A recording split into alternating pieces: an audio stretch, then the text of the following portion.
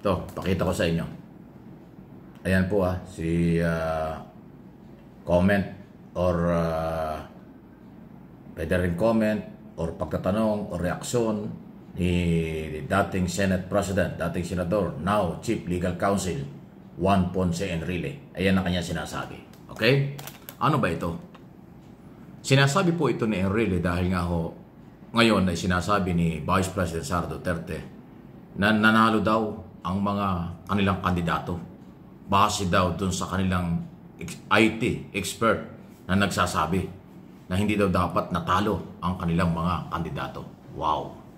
Kaya ngayon, ito yung sinasabi ni Secretary Juan Ponce Enrile. Sino ba yung IT expert na yan na sinasabi? Madaling sabihin ang IT expert, pero baka naman yan o baka yung mga yan ay hindi naman tunay na mga IT expert. Ilantad ang mga tunay na identity nila para malaman kung tunay ang mga IT expert sila. Iyon. At para mapag-usapan yung findings or yung kanilang opinion.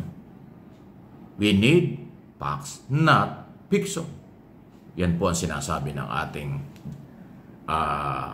veteranong senador politiko Juan Ponce Enrile. Ayan yung kanyang statement.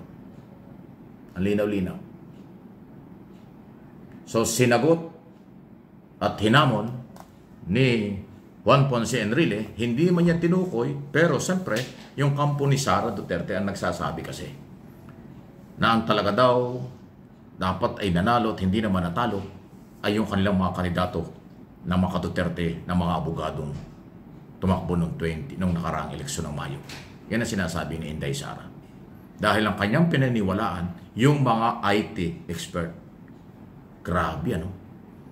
Ayaw ko na sanang patulan ito, kaya lang pinatulan ko. Kasi ako naniniwala, yung eleksyon, yung aktual na boto ng taong bayan, ang dapat nating kilalanin at irespeto sa lahat ng political exercise. Hindi yung IT expert.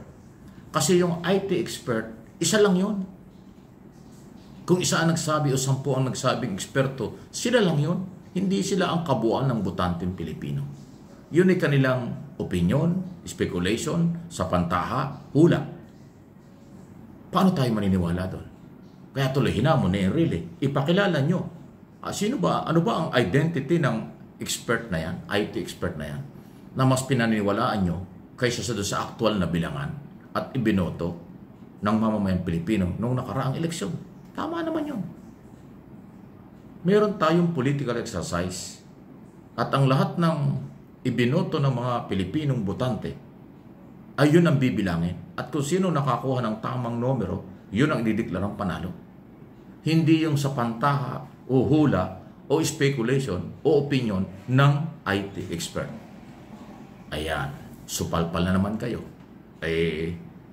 Attorney Juan Ponce Enrile yung nagsalita at totoo yun. Kahit hindi abogado, kahit hindi veterano sa politika, pwedeng yan ang maging basihan. Ilantad mo, Sara Duterte, kung sino yung IT expert para madinig natin kung ano talaga ang kanyang pinanguhugutan. Hindi ka man tinukoy ni Juan Ponce Enrile, pero doon sa kanyang malinaw na komento, sapul ka rito.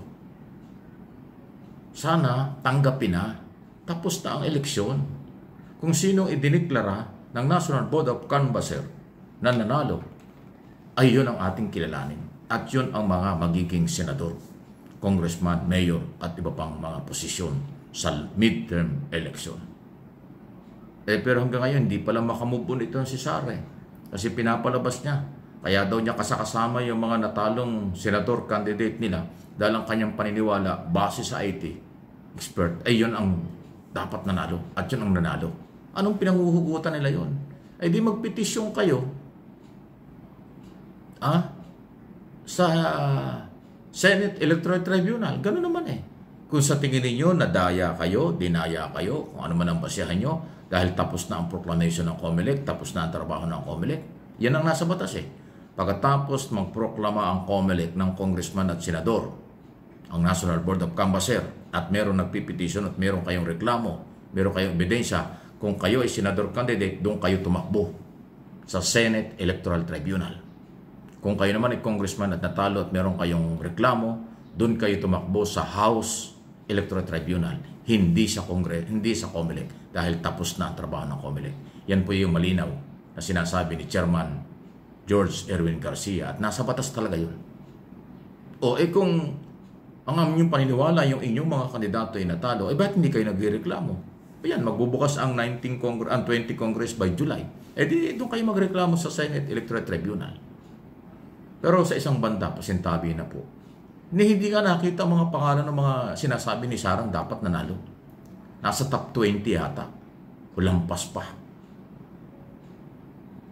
Di ba? Yung mga abogadong kandidato na ayaw ko ng pangalanan, hindi nga nanalo eh. Pinapalabas nilang yun na dapat naging senador. Wow kayo, grabe naman yan. Kung yun nga pong number 13, number 14, number 15, hindi nagreklamo eh. Dahil alam nila at tinanggap nilang talo sila. Sino ba yon? Bentulpo, Bong Revilla. Di ba? Yan yun eh. Yung 13, 14, yun yung talagang kung maghahabol, pwede maghabol. Pero hindi na nila ginawa. Tinanggap na nilang talo sila. Tapos ngayon parang ang dating na hindi matanggap ang pagkatalo at sinasabing base sa IT expert ay sila yung dapat na senador. Wow! Anong numero ninyo? Number 30? Number 31? Number lampas sa 20? Ano yun? Sino yung expert na yun? Tama si Juan Ponce Enrile. Pakilala nga ninyo kung sino yung IT expert na yan. Ating kilatisin kung totoo. Baka naman chismoso lang yan. Baka naman marites lang yan. Di ba? Matatawa ka na lang yan.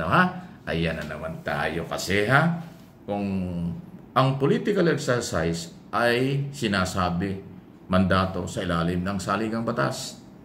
Midterm or presidential, national and midterm election. Pag sumali kayo at pinagbigyan kayo ng COMELEC, tanggapin nyo kung matalo o manalo kayo.